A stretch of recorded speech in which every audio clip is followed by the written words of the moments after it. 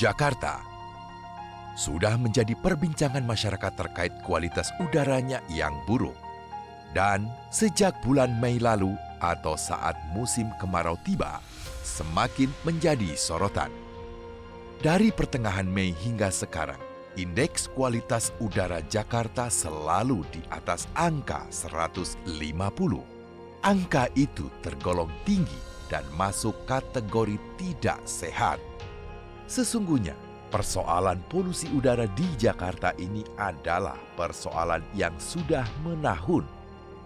Kurang tepat bila pemerintah menganggap buruknya kualitas udara adalah masalah musiman.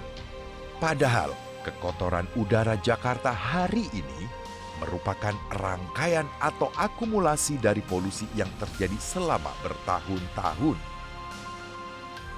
Jika terus dibiarkan, kondisi ini akan mengancam kesehatan masyarakat, bahkan kematian.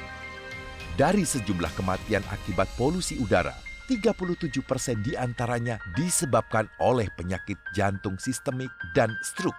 23% akibat infeksi saluran pernafasan, 18% kematian dipicu penyakit paru kronis, dan 11% diakibatkan oleh kanker saluran pernafasan.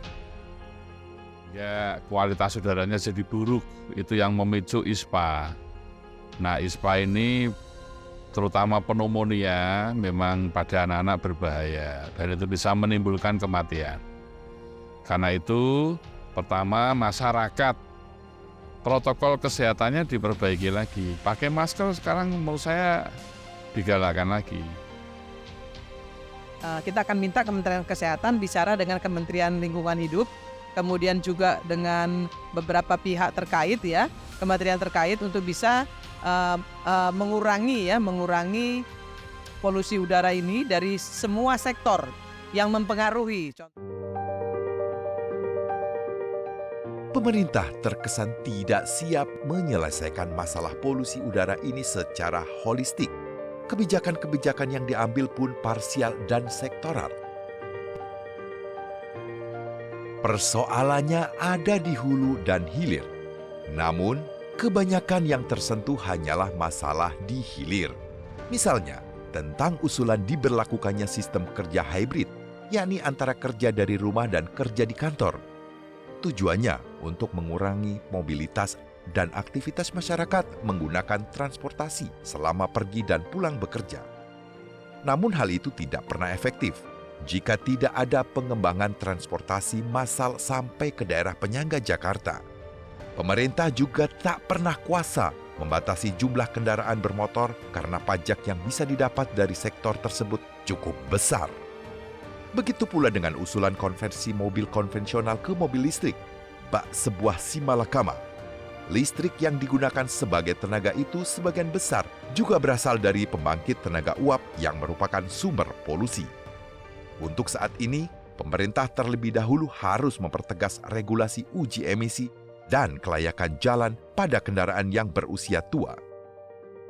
Ya, segala cara bisa dilakukan ya, itu untuk mengurangi sebetulnya. Tapi kita lihat dulu deh, yang harus kita benar-benar laksanakan adalah mobil atau kendaraan yang betul-betul layak untuk jalan. Jadi uji emisi ini juga betul harus dilakukan. Kemudian polusi-polusi yang lain juga harus standarisasinya harus benar. Komitmen pemerintah terhadap energi hijau dan ekonomi hijau harus dilaksanakan secara serius, bukan hanya sekedar wacana. Begitu pula perizinan kepada industri-industri yang memiliki tingkat pencemaran tinggi juga harus diperketat. Ya, sejauh ini kalau di dalam setiap raker, pemerintah itu menyampaikan komitmen untuk adanya transisi hijau. Tetapi memang secara detail itu perlu tindak lanjut. Contohnya seperti gini. Oke, sekarang Jakarta lagi ada masalah isu udara buruk ya.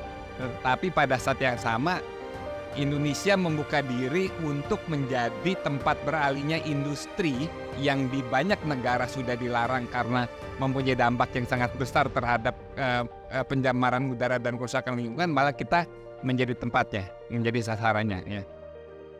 Sudah saatnya semua pihak memiliki paradigma yang sama bahwa udara kotor yang berpotensi mematikan itu merupakan sebuah petaka dan bencana. Penyelesaiannya tidak bisa lagi sepotong-potong dan parsial.